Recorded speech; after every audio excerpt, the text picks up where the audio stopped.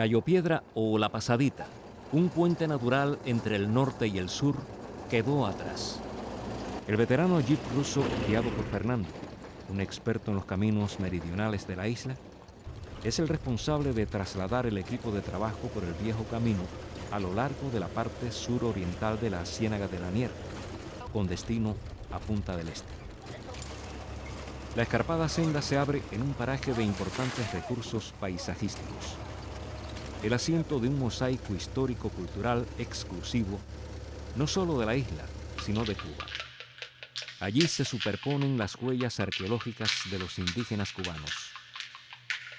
Evocan los tiempos de Camarcú, Camarcó, Camarico, Camaraco, voces indígenas con las que se llamó a esta tierra antes de ser redescubierta por el almirante Cristóbal Colón en el año 1494, a la que nombró San Juan Evangelista.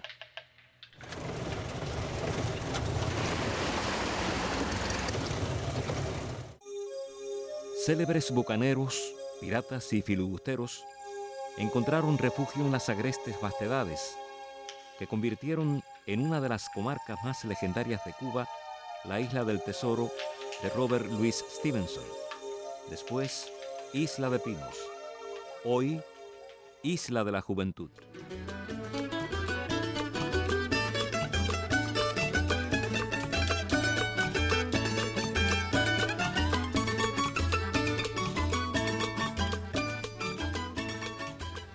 El bosque tropical húmedo es testigo del paso del vehículo por la angosta senda, una especie de túnel vegetal que se va estrechando y desaparece en la medida que avanzamos, devorado por la exuberante vegetación.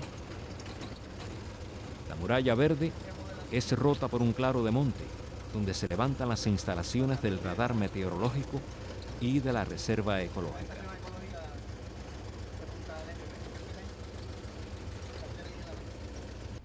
Guiados por los especialistas del área protegida, marchamos hacia la cueva número 1 de Punta del Este, enclavada en las proximidades de uno de los parajes costeros más vírgenes de Cuba. Al internarnos en el bosque, no tarda el ataque de la plaga de mosquitos, que no cesa de aguijonearnos, burlando todas las sustancias repelentes usadas para evitar la agresión del feroz enjambre.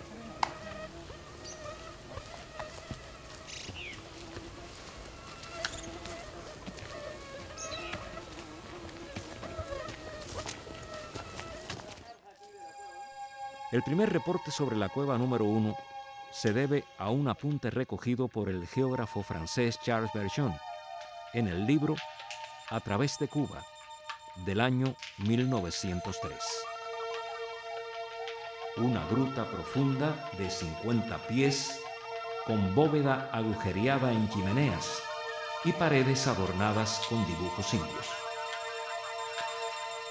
Años más tarde, en 1917, se publica el folleto del ingeniero Ageton, titulado Guano de murciélago en Cuba, donde incluye 4 planos, uno de los cuales corresponde a dicha cueva.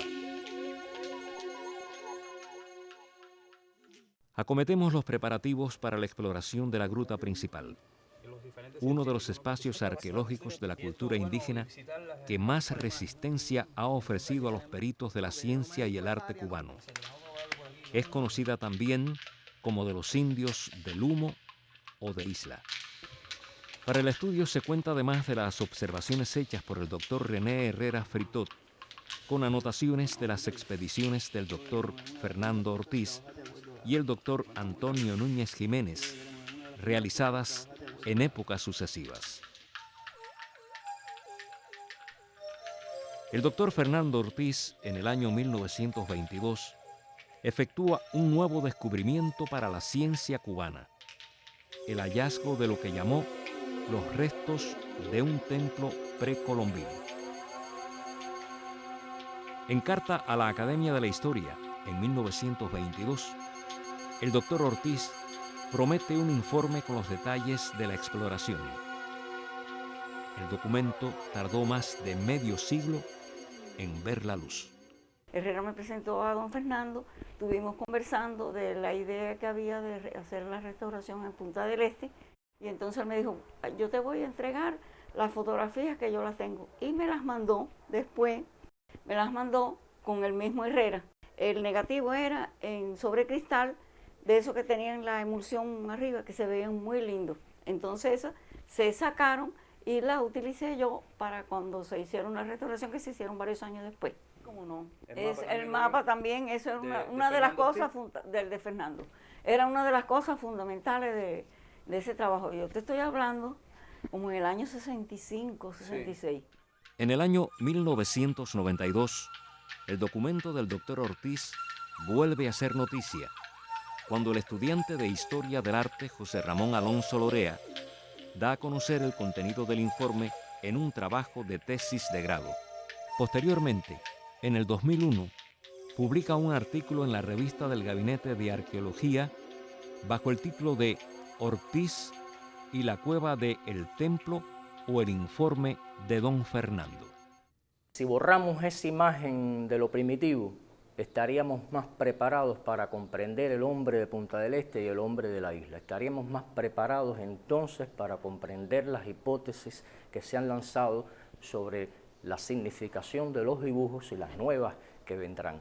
Ahora recuerdo la de Ortiz, que en su época fue una de las más audaces, porque sí podríamos comprender entonces que este hombre tiene necesidad de computar, y de computar algo, y no de computar un fenómeno de la agricultura, porque ciertamente no lo reconoce y no lo conoce, pero sí de computar otras actividades económicas propias de su economía apropiadora, como se diría las arribazones de tortugas, o quizás otros aspectos de su vida. Se conoce que el doctor Carlos de la Torre, posterior a la visita del doctor Ortiz, estuvo en la cueva y recogió material arqueológico, pero hasta el momento no se sabe de ningún reporte de dicha incursión.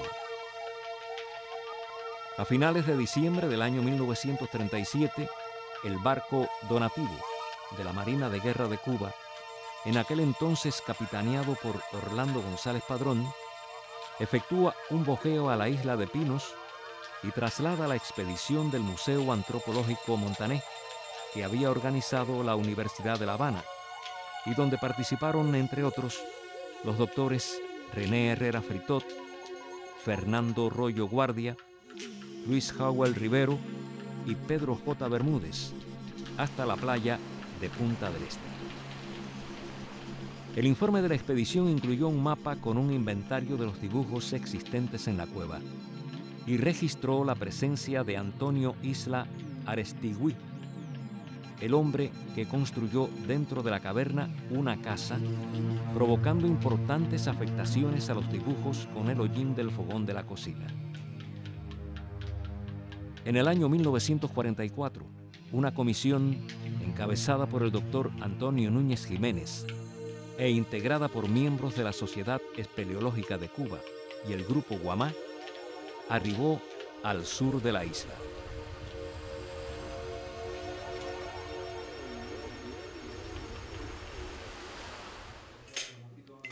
Penetramos rumbo al oeste del salón, con forma de cúpula aplanada, para comprobar el estado de conservación en que se encuentran las pictografías de la llamada por el doctor Ortiz Capilla Sixtina del Arte Rupestre Cubano, restauradas por un equipo de especialistas a finales de la década del 60. Y los papeles de Ortiz, todo eso se estudió allá en Isla de Pino, en el lugar porque nos pasamos un año. Entonces se hizo una junta de todos los arqueólogos que estaban trabajando, porque éramos todos los arqueólogos de Cuba, estábamos metidos ahí. Estaba Dacal, estaba Payaré, estaba mi esposo, estaba Núñez, toda la gente que podía caminar estaba allí. Es imposible evitar el efecto alucinante que provoca en los observadores apreciar los dibujos que ornamentan la bóveda del techo en su conjunto. El gran mural es armonía y ruptura a la vez. Regido por un ritmo oculto, arrastra inevitablemente la atención del espectador, llevándolo a la fascinación de lo desconocido.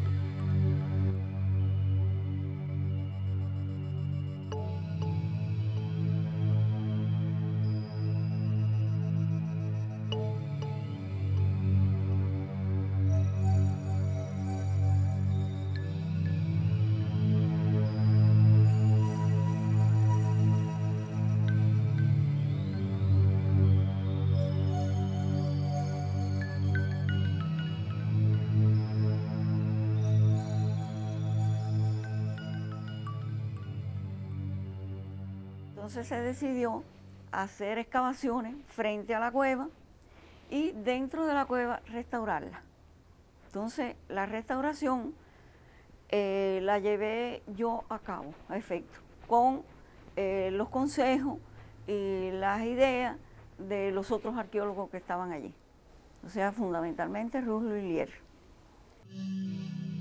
En el centro del salón ubicamos el llamado motivo central, clasificado por el doctor Ortiz como un sistema importante de circunferencias concéntricas, líneas y arcos superpuestos con fines cosmogónicos y astronómicos.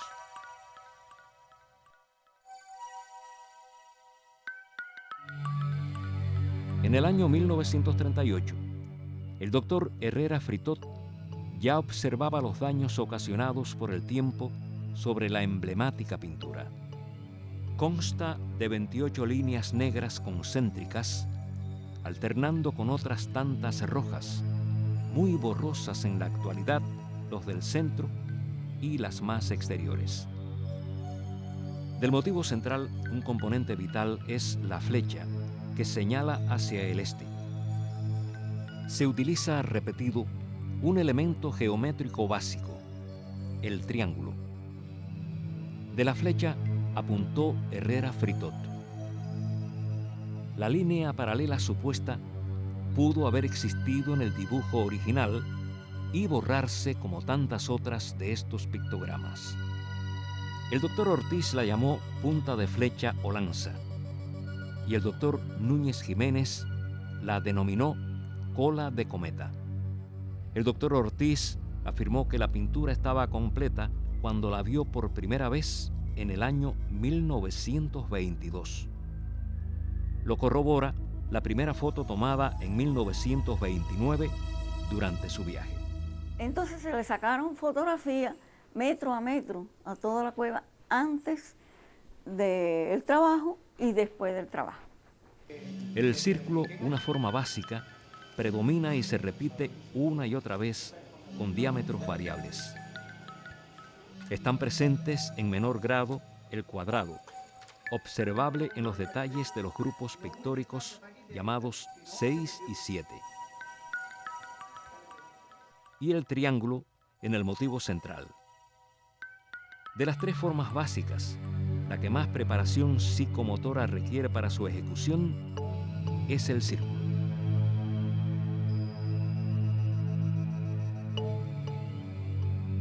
Se decidió hacer una limpieza de tratar de levantar el humo. O sea que era una costra grasosa que estaba corrida así por todo y todas las tenía tapadas. Tratar de levantarlo todo con cuidado y restaurar, por ejemplo, la piedra del motivo central, que estaba rota, llena de tiros en el centro. Entonces eso era limpiar y rellenar y hacer como hay todas las fotografías que hizo sobre los años 20 del siglo pasado Fernando Ortiz. Ahí estaba más limpio porque fue antes de Isla, estaba bien clarito. Nosotros cogimos todas esas fotografías, por eso él me las entrega. Me entrega todas las fotografías y todo el material que tenía, porque se le consulta. La exactitud de los dibujos circulares llamó la atención del doctor Herrera Fritot, quien pensó en el uso de alguna herramienta de precisión para conservar la separación entre los trazos. Una muestra son los 13 círculos concéntricos superpuestos de manufactura notable sobre el motivo central. El uso racional de los colores, el rojo, un color primario, y el negro, un color neutro, en combinación con el blanco de la piedra caliza, crean un contraste intenso, provocan un fuerte movimiento perpendicular al plano bidimensional o eje Z. Da lugar a un producto visual cinético tridimensional. Entonces se le hicieron estudios a las pinturas, porque había un huequito que estaba relleno del rojo. Entonces, creo que fue en la Unión Soviética donde mandó a hacer Núñez las investigaciones y dio que era aceite de tiburón o sea que era una pintura de aceite, con la hematita que había en el mismo piso, había mucha hematita. O sea que la trituraron y apareció hasta un morterito de piedra embarrado de la hematita.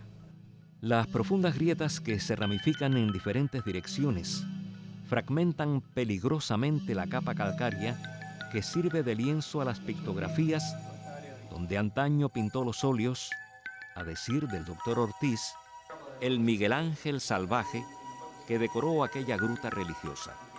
Es ahora un área de máximo riesgo. La amenaza de desplome es inminente y causaría la pérdida definitiva del gran mural, ya dañado por el tiempo y la intervención despiadada de los hombres mal llamados civilizados. Pero lo más alarmante de todo es el desprendimiento consciente de la capa rocosa para extraer los dibujos originales. Las causas de las fracturas fueron advertidas por el doctor Ortiz en la visita del año 1922, al denunciar la actividad de supuestos mineros, buscadores de yacimientos de hierro, que hicieron estallar cartuchos de dinamita dentro de la cueva. Las explosiones lanzaron piedras hacia el techo, golpeándolo como potentes martillos y cinceles. El motivo central se rellenó la piedra con un producto que fue una invención mía, con poliéster, que el poliéster es bastante inerte, y polvo de la misma piedra de allí. O sea, moler bien el polvo de la piedra, unirlo con el poliéster, rellenar y da la misma apariencia de la piedra. Y entonces, por la fotografía que teníamos, ir el pedacito que se le ponía nuevo. En lo demás no se tocó. Al noroeste del motivo central está ubicado el conjunto pictórico conocido como La Serpiente, que se incluye en el grupo de dibujos designados por Ortiz como compuestos. Herrera Fritot le llamó Lemniscata, comparándolo con un petroglifo del paso de Yambou en la isla San Vicente, en las Antillas Menores. En un informe redactado en el año 1946 por el doctor Núñez Jiménez sobre el estado de las pinturas, se manifiesta: la bellísima serpiente ha desaparecido y muchos dibujos no son ya la sombra de lo que eran hace 2 años. Obligado por la intención del artista y para obtener una visión periférica, el observador debe levantar la cabeza hacia arriba, adoptando la misma posición de una persona que mira la bóveda celeste. Cabe señalar que es necesario también tener en cuenta que a los efectos de la conservación o de las acciones de conservación que se han realizado sobre estas pictografías, pues es posible que se hayan utilizado determinados tipos de elementos químicos, determinados tipos de reactivos a los efectos de limpiezas, y que de una forma o de otra hayan producido algún tipo de alteración sobre el sustrato rocoso por una parte y sobre las pinturas que se encuentran sobre este sustrato rocoso.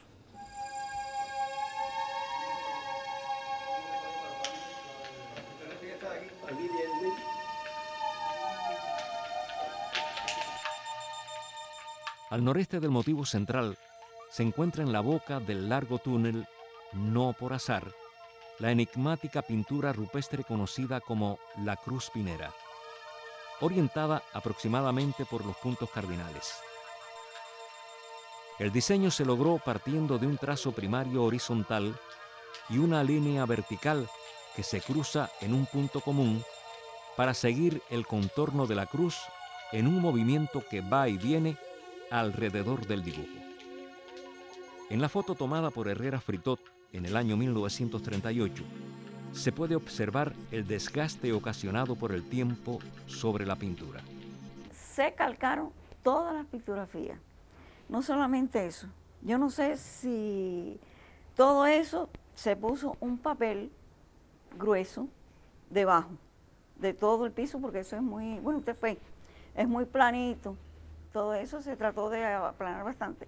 Se marcaron las claraboyas, exactamente, con teodolito, todo ese lío, porque cuando entra el sol a las 12 del día, más o menos se marca la sombra. Se marcaron todo y debajo de cada pieza se hicieron todos los dibujos.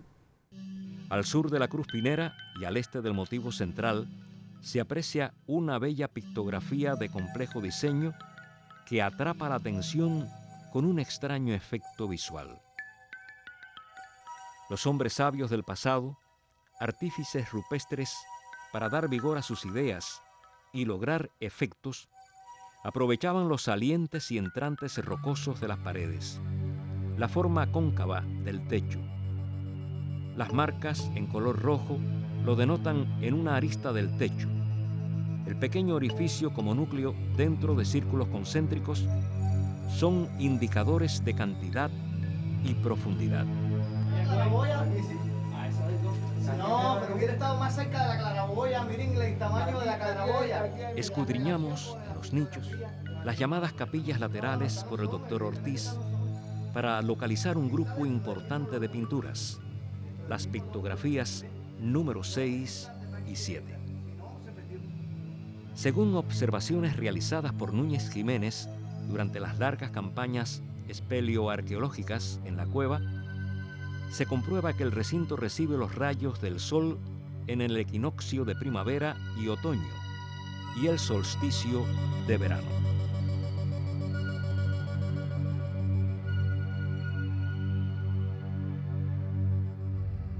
Próximo a una de las claraboyas que acribillan el techo de la cueva, buscamos infructuosamente la pictografía número 14, sin conseguirlo. Continuando la exploración alrededor de los observatorios naturales, es obvia la relación del accidente natural con probables observaciones del cielo nocturno en determinadas épocas del año. Ir a ver por dónde salía el sol todos los solsticios, o sea que eso fue durante 6 o 7 años. Yo creo que Núñez tenía en cuenta eso para poner el teodolito y la cosa. Y entonces era así,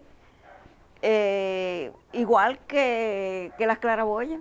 Hay una claraboya que se ve Marte en un momento determinado, por el centro de la claraboya, que nosotros la hicimos en la reproducción de cueva. El doctor Ortiz tuvo el privilegio de ver en su totalidad el gran mural de Punta del Este, entre los que se encontraban los dibujos espiraliformes. Lo afirmó el arqueólogo Pichardo Moya cuando dijo: Ortiz pudo ver en 1922 dibujos que en 1938 no encontró Herrera Fritot. En algo más de una década había desaparecido el dibujo que el doctor Ortiz consideró como el más importante de la cueva, el laberinto.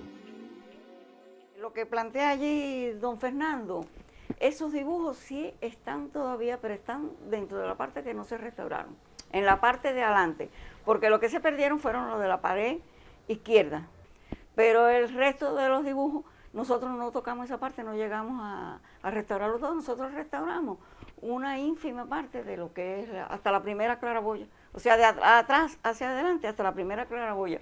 Prácticamente en la boca de la caverna, siguiendo los rumbos señalados por la flecha del motivo central, al este y al sureste de la Cruz Pinera, está desapareciendo por la acción del intemperismo el pequeño mural número 7A. Predomina un óvalo. Más abajo se encuentran dos pequeños rombos tangenciales a los que el doctor Herrera Fritot encontró semejantes con los reportados por el arqueólogo norteamericano Mark Raymond Harrington en el mural 2 de la Cueva de la Patana en Punta de Maicí y el doctor Núñez Jiménez con dibujos rupestres sudamericanos y antillanos.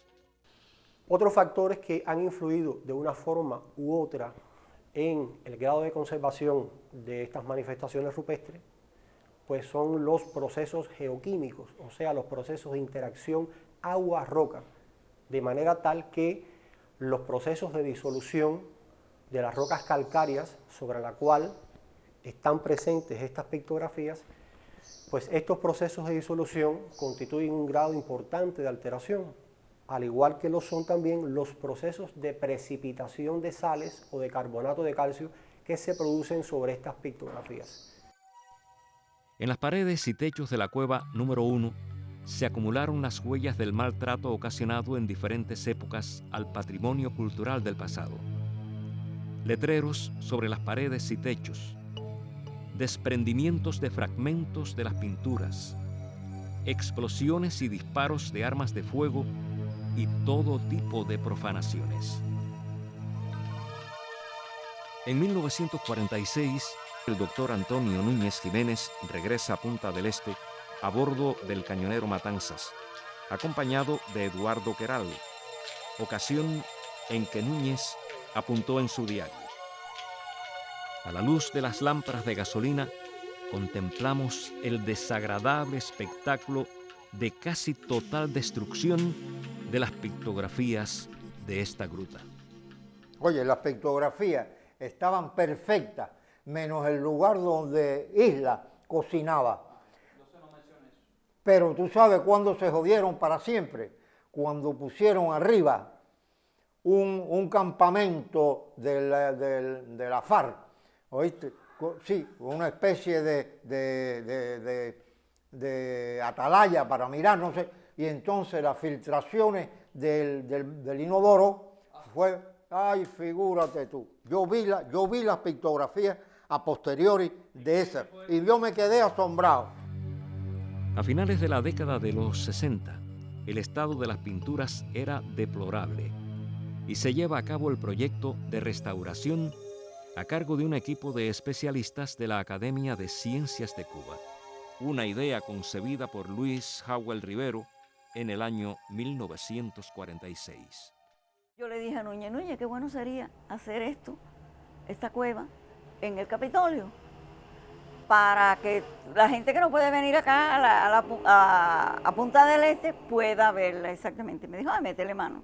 Y yo embarqué a todo el mundo, y el departamento de arqueología se pasó el año 68 o 69, creo que fue el 69, haciendo la cueva de Punta del Este, que la hicimos debajo de la cúpula. Como en otras partes del mundo, los estudiosos del arte rupestre cubano, en un esfuerzo sin precedentes, se dieron a la ardua tarea de perpetuar con infinito amor la obra de un pueblo antiguo, llevándola a una galería del Museo de Ciencias Naturales Felipe Poey, cuando tuvo su sede en el Capitolio Nacional.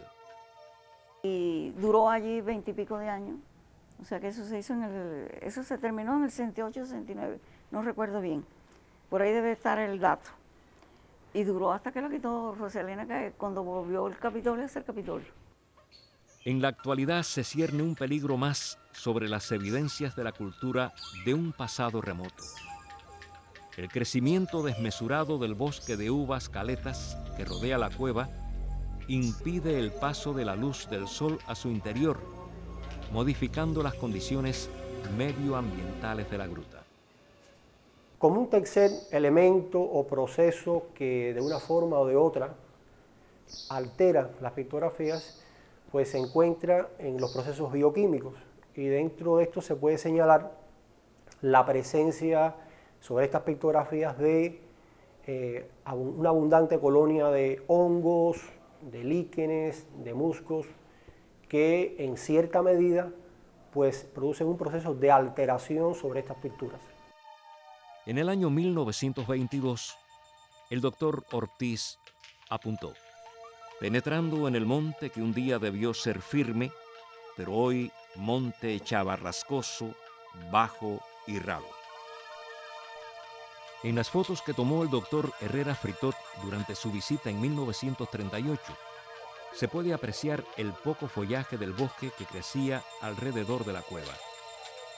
Las imágenes tomadas 28 años después por la expedición del doctor Núñez Jiménez dejan ver que el bosque no era tan tupido como para impedir el paso de luz solar al interior de la cueva. Ortiz lo confirma. el sol bañaba al amanecer el motivo central. No sabemos hasta dónde llega la historia del hombre de Punta del Este, que por toda la llanura cálcica del sur ya tiene sitios en Gubanal 1, en Gubanal 2, en Carapachi Bay y en Punta Francés. Parece que hay incluso hasta espacios sagrados, espacios simbólicos. Estamos aquí hasta considerando como una geografía mítica, un sistema de asentamiento donde pueden haber sitios de habitación, donde pueden haber campamentos, donde pueden haber lugares con muchísima evidencia de que se fue hasta allí a dibujar o a acarrear materiales. Desde principios del siglo pasado, la cueva número 1 es el escenario natural donde se desarrolla una larga cruzada. Proteger el sagrado legado cultural del patrimonio cubano y romper el hermetismo de las pinturas rupestres. Hoy, la cueva número 1 continúa siendo una frontera sin alcanzar, el punto de giro para poder desenredar la llamada leyenda negra que se tejió contra el indio cubano de la que habló don Fernando Ortiz en 1935. Todavía, los indios cubanos no han sido vistos a plena luz de ciencia. En los umbrales del siglo XXI, el mensaje de Camarcú, Camarcó, Camarico o Camaraco llega desde lo más profundo del tiempo. Un desafío lanzado por un pueblo enigmático que construía sus herramientas de piedra y que, paradójicamente, tenía una filosofía con una visión cósmica del universo.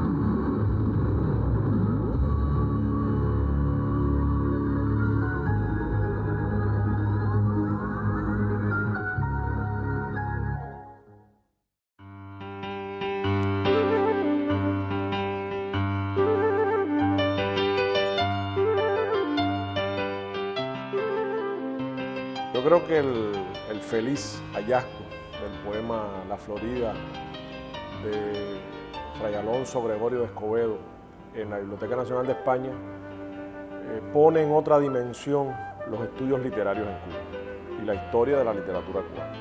Revoluciona por completo las ideas que se tienen sobre nuestra reflexión o la reflexión que se tiene en la literatura acerca del ser cubano y de la propia configuración espacial y temporal de la isla y de sus habitantes. Si viviéramos una época menos agitada que la que vivimos, estoy seguro que ese fuera el suceso del día en la prensa nacional. Sin embargo, lamentablemente es un suceso que solamente ha calado en algunos círculos entendidos.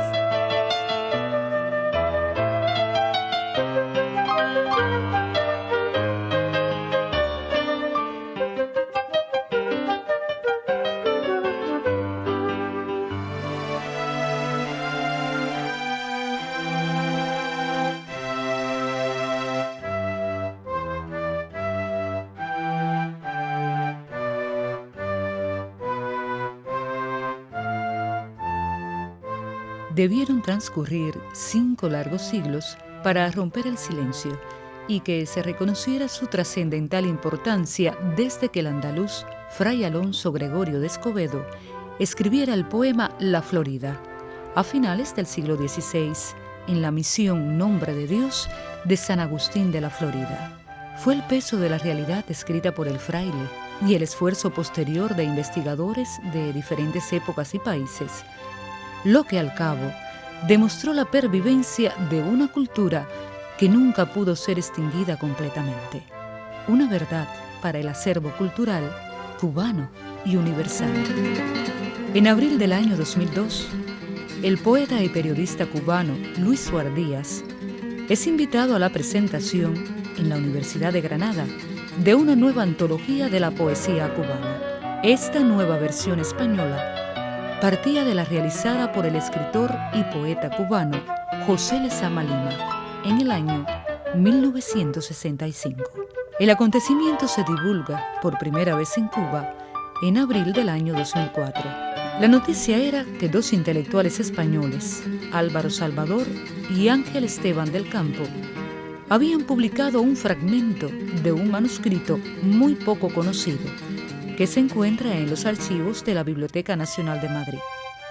Se trata del poema titulado La Florida, firmado en los años de 1597 y 1598 por Alonso Gregorio de Escobedo, un fraile andaluz que había sido destacado en aquella posesión española poco antes, entre 1587 y 1593. El poema narra el periplo del fraile Escobedo durante su viaje por las Antillas, a través de cientos de páginas divididas en cantos.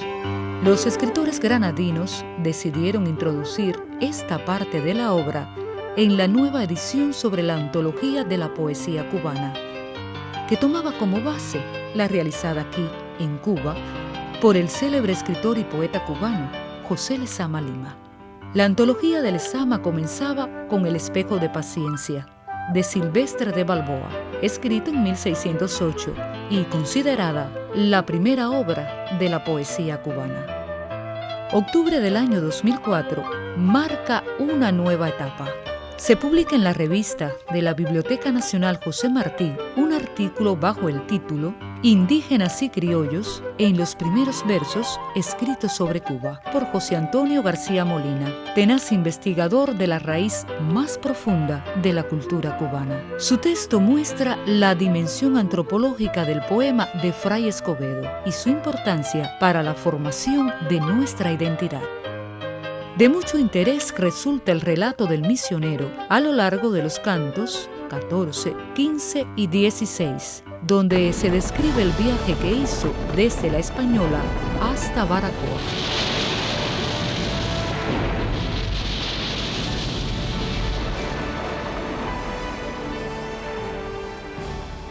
En Manasí, una punta así nombrada, nuestro veloz navío fue llegando para dar feliz fin a su jornada de entrar en Baracoa procurando.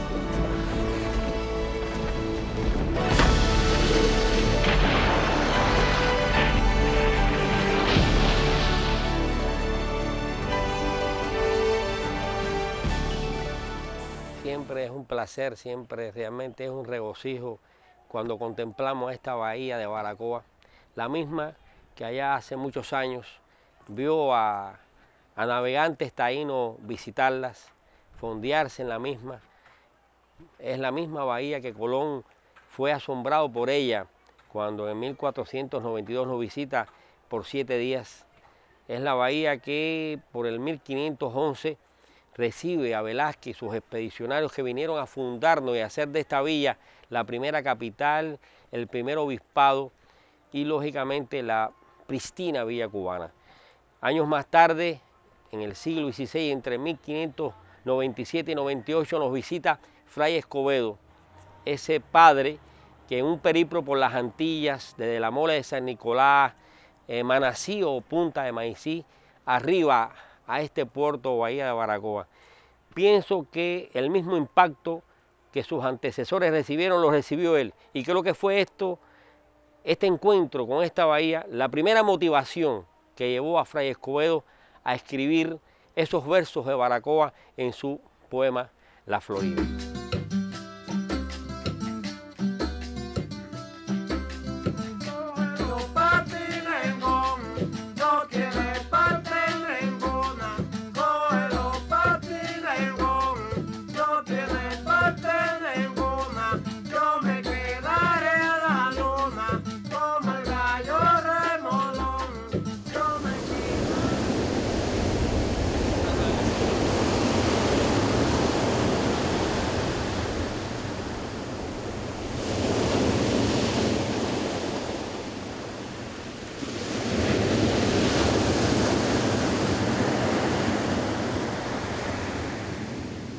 Estamos en presencia de un largo poema, son alrededor de 3000 versos, que tienen fundamentalmente una descripción en una de sus partes sobre los habitantes de la isla, en aquel momento llamada La Dorada.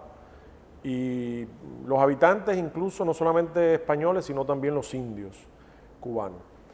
Yo creo que a partir de que se ubica 10 años antes de lo pensado, el surgimiento de la primera obra que refleja el entorno y la población cubana, en cualquier cultura hubiera sido y es un suceso de dimensión especial, porque nos permite releer de otra forma el propio devenir de la nación y de las personas que aquí habitaron y que por aquí pasaron. Por ejemplo, este poema derrumba algunos mitos que teníamos, algunos clichés históricos que teníamos sobre nosotros mismos. Siempre se nos dijo en la escuela, por ejemplo, que ya para esta fecha, casi un siglo posterior, más de un siglo después del descubrimiento, ya el oro en Cuba había sido agotado. Sin embargo, se llamaba la isla La Dorada, quiere decir, existía como algo vívido la posibilidad de encontrar oro y de tener oro en algunas partes aún de la isla. Esta se llama, hermanos, La Dorada. Encierra dentro de sí grande tesoro que, aunque pobre de gente, no lo es de oro. Eso es importantísimo. Hasta ahora la mayor parte de los historiadores de Cuba han dicho que en esta fecha, a fines del siglo XVI, el oro en Cuba prácticamente se había agotado, y que esa es una de las razones por las cuales los españoles ya desde mediados, desde la primera mitad incluso del siglo XVI, habían emigrado hacia tierras continentales más prometedoras en la búsqueda de oro. Y las casas naturalmente se había referido a los indígenas que morían por hambre, por enfermedades, pero las casas nunca se refirió a la cantidad de indígenas que huían hacia los montes, que se escapaban hacia los lugares inaccesibles para los españoles para evadir la esclavitud. Y esa gran masa de indígenas constituyó la mayor parte de la población indígena, que no logró ser esclavizada, ni siquiera desde los primeros momentos, ya para entonces mucho menos, pero no por falta de oro. Sacaban grandes sumas cada día, por caso averiguado, cierto y llano. Toda la negra gente le ofrecía, de sol a sol 40 y más ducados, de oro fino, en plata conmutados.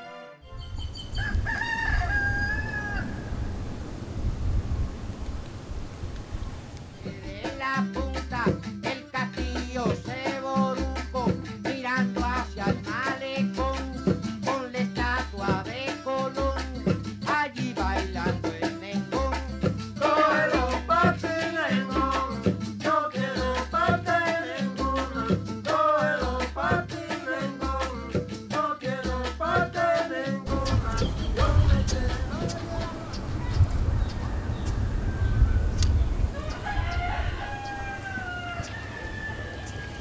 Allí lo recibe, en Baracoa lo recibe el pueblo de Baracoa. ¿A quién se está refiriendo en este momento? ¿Quién es el pueblo que lo recibe?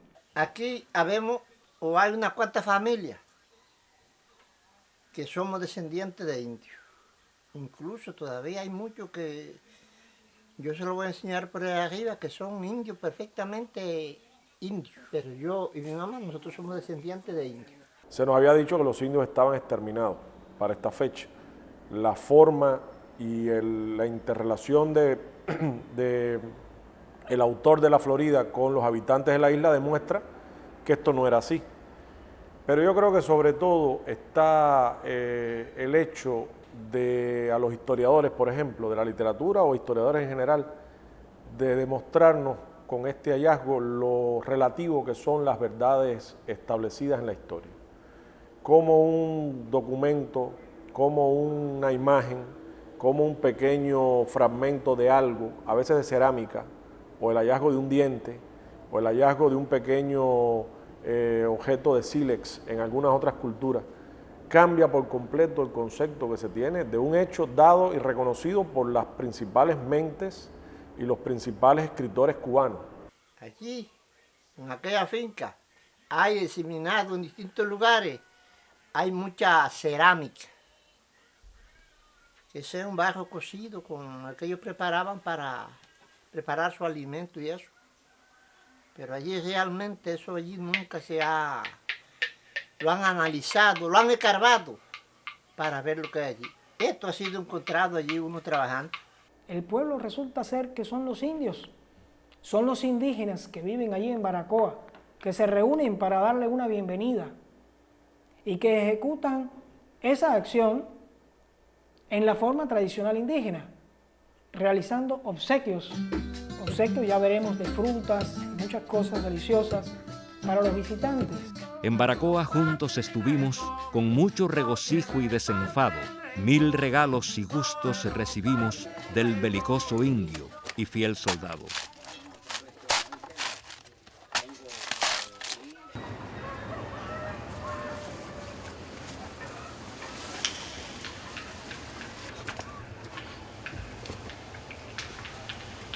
Anduve por saber con entereza los dioses que los indios adoraban, y supe de los viejos por certeza que el demonio envidioso respetaban. Se refiere a el hecho de que, entre otras costumbres y creencias de los indígenas, está la adoración a los antepasados. Ahí hallaron hueso humano, muchos huesitos. Y los recogieron como una cosa y lo llevaron para la casa en latica. Un huesito. Y se encaramó en el alero, le decimos nosotros, ahí a la orilla de la casa hacia allá afuera. Sí. Una latica. Pero esta finca estaba aquí y aquí había suelto una vaca. Y por la tarde la llevaban para allá, que la ordeñaban allá. Y cuando la vaca llegó frente, ya al entrar para la casa, se tiró al suelo de rodillas. Y de rodillas llegó gritando hasta frente de toda la latica esa. Parece que el fraile comienza preguntándole ¿en qué creen ustedes? ¿A qué le rinden culto ustedes? En ese tiempo mi mamá y un grupo de vecinos por aquí trabajaban el espiritismo, no sé si entiende lo que es. Y pasó un ser por mi mamá, taciada, y dijo que tenían que coger aquella latica, que habían allí los objetos, aquellos que había allí, y tirarlos donde mismo estaban. Y esa vaca estaba allí gritando porque allí había una colección de indios.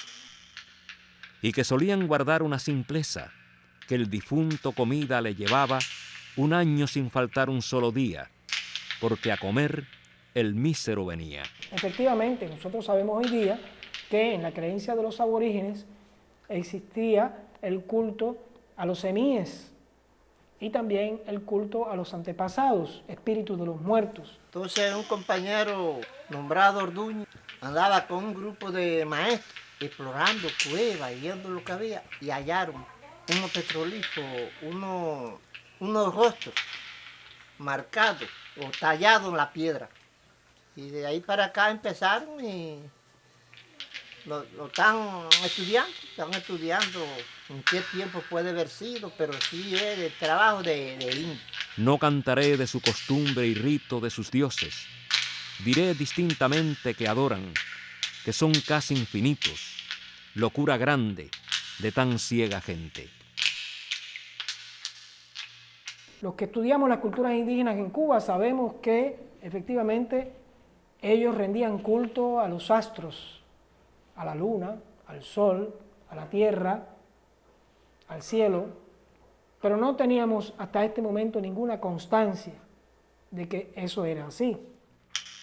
Es del indio tan grande la rudeza que adoraba del sol el rayo ardiente, por solo ser mayor en su grandeza que los demás planetas de Occidente.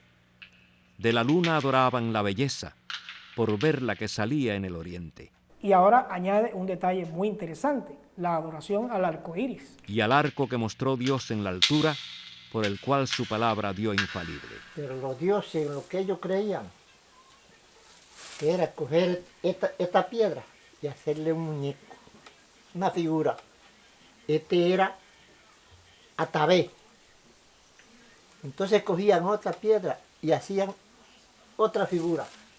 Ese era otro dios, ese era Mabuya. Cuando estaba el tiempo, como ahora, que está bonito, está limpio, está clarito, estaba gobernando Atabé. Venía el tiempo de trueno, relámpago, agua, estaba gobernando Mabuya. Y ellos de este se alejaban de este y se acercaban a este a pedirle que gobernara el Dios bueno. De manera que por primera vez podemos ver en la literatura este testimonio de aquellos elementos a los cuales los indígenas cubanos le rendían culto y hacían adoración. Es el primer testimonio que existe sobre esta verdad.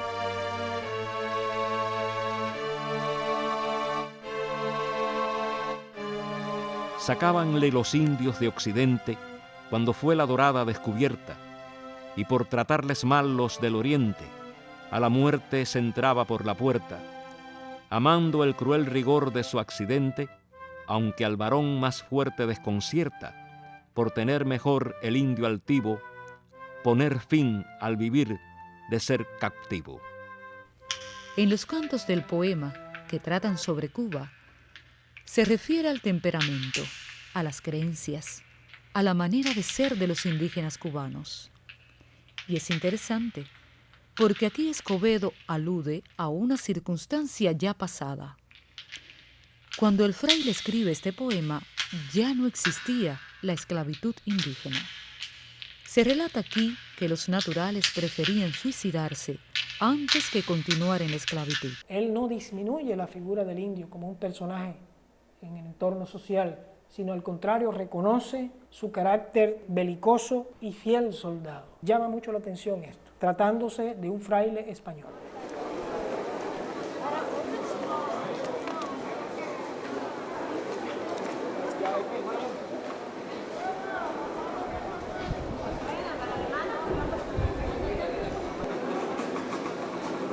Oye, que llega hasta aquí.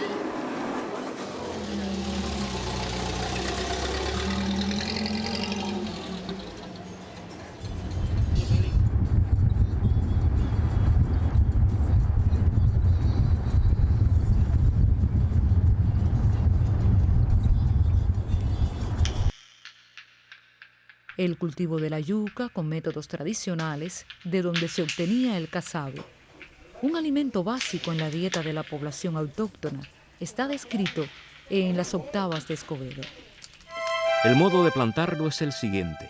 Hacen montones dentro de un cercado y de esa a cada uno anida frente el indio en la labor ejercitado. En lo cavado planta sabiamente 4 parrones, 2 de cada lado, dejando crecer dentro de su casa hasta que un mes de enero y otro pasa. Lo primero que le llama la atención al fraile cuando arriba a Baracoa, en cuanto a costumbres, es la confección del casabe, que como todos sabemos es de pura tradición indígena.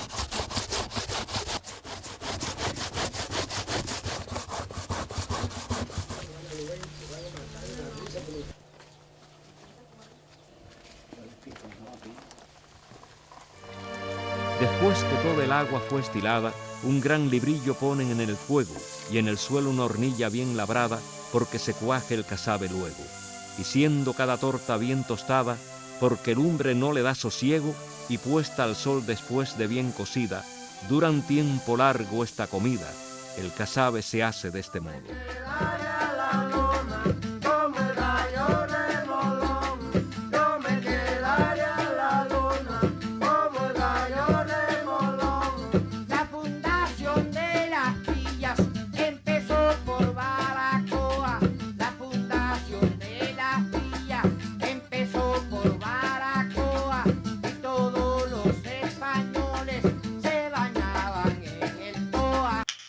Resulta interesante la reseña de la palma real, que el poeta percibe como una constante de nuestro paisaje, como si intuyera que ésta luego devendría uno de nuestros símbolos nacionales.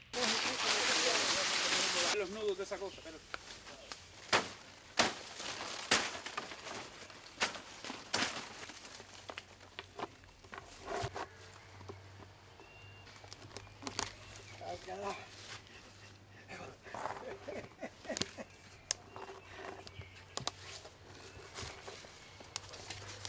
No son cual las de España los palmitos, son palmas de 10 brazos en altura, que los que cortan quedan tan aflictos que se suelen quitar la vestidura. Guardan en la dejar antiguos ritos, imitando a los indios de cordura, que para trabajar se despojaban, porque el vestido con sudor manchaban. ¿Quién enseñó este oficio? Mi papá. ¿También tiene los rasgos tuyos Sí. indígenas? ¿Sí? Mi papá era indio. Con respecto a ella, dice que el cogollo de la palma, utilizado como por los indígenas. Cortamos un palmito es cosa cierta, que admirara si acaso lo refiero, que abrió a 30 hombres franca puerta para comer del último al primero. Y aunque su gusto a más comer despierta, afirmo que yo atrás quedé postrero. Agua ahora mismo no, porque eso suelta agua.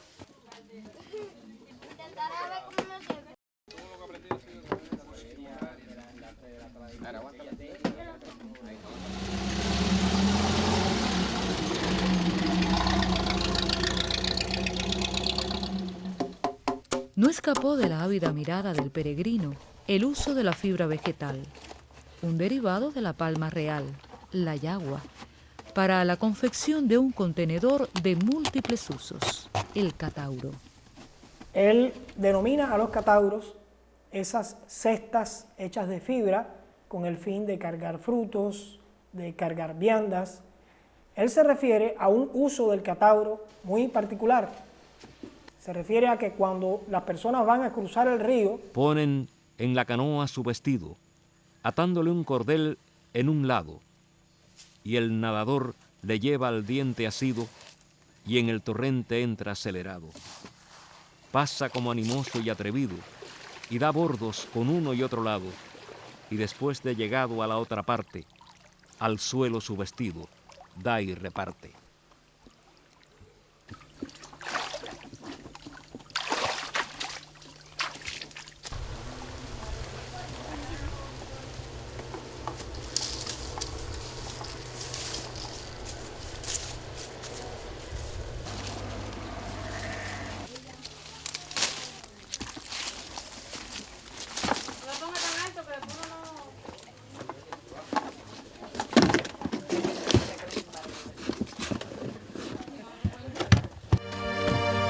Con la mención de las frutas del país, se adelanta a espejo de paciencia. Guayaba bien finita que madura es comer dulcísimo y sabroso, y plátanos maduros de dulzura que tienen el sabor maravilloso, y piñas, cual de pino su figura, que quien los come queda tan gustoso, que de fruta el sabor más regalado dejará por comer este bocado. De naranjales vi tanta maleza, que parece ser número infinito, cada naranja como una cabeza. Por el monte verá quien tiene cuenta infinidad de limas y limones, verá sidra y toronja que acrecienta gran gusto en afligidos corazones. Comerá del mamey, fruto gustoso, a los melocotones comparado, colorado cual ellos y oloroso.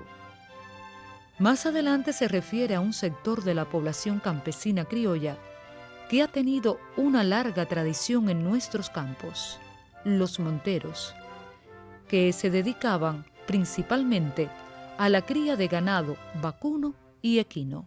Se refiere a que esta costumbre es propia de lo que él denomina bravo criollo. Oh valor de criollo a maravilla, de buena cepa nunca mala rama. Si vuestro abuelo y padre siempre fue valiente, vos lo mostrastes ser a nuestra gente. Hablando del cubano, celebra su prodigalidad y el buen trato con que recibe siempre a los huéspedes. La gente es dadivosa y tan cumplida que da con mucho gusto lo que tiene al caminante que a su casa viene. Aunque nuestro español vaya de paso, le darán 10 caballos con presteza. Ningún criollo muestra ser escaso. Y es por eso que todavía quedan sectores de la población en Cuba, amplios sectores, muchos más numerosos que los que piensa la mayor parte de la gente, que conservan tradiciones indígenas, conservan en su cultura espiritual huellas de herencia indígena. Y también en la sangre. El campesinado cubano viene de allí, de aquellos indígenas que rebasaron la etapa de la esclavitud en la primera mitad del siglo XVI. Fueron esos nuestros primeros campesinos, quienes se acercarían después a los españoles y se mestizarían primero con ellos y luego con los africanos que vinieron como esclavos a lo largo de los siglos venideros.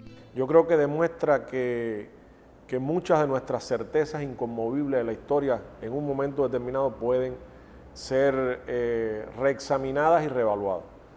Por lo tanto, nos demuestra además, nos hace a los historiadores ubicarnos en nuestro lugar como seres falibles, sujetos a los avatares de la documentación sobre una época que se encuentre o que esté ausente.